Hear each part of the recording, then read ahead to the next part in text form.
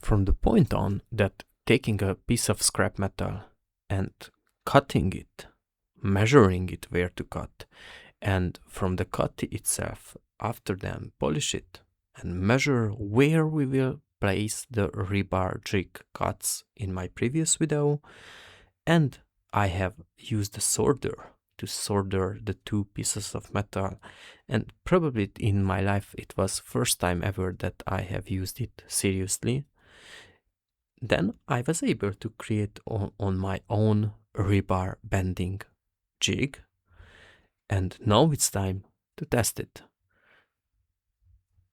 First of all, I had to cut some bars, iron bars, and the length of them, it was 1 meter long. And the goal was to create an elevation layer for the mesh layer in our house's foundation in the slab.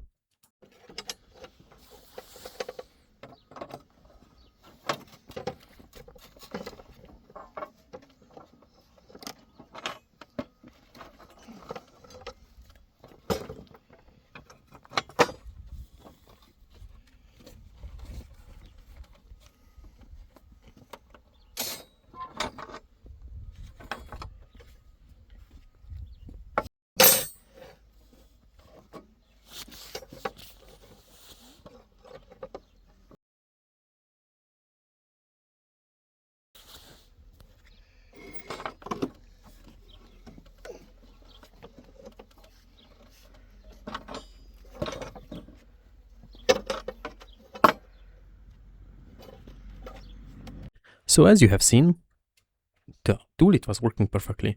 I have additionally created a key which helped us to create that elevation, but finally and eventually that do-it-yourself rebar bending jig, it was working perfectly. If you would like to see similar content in the future, please hit the like or let me know in the comments below. Thank you very much. I wish you a great day.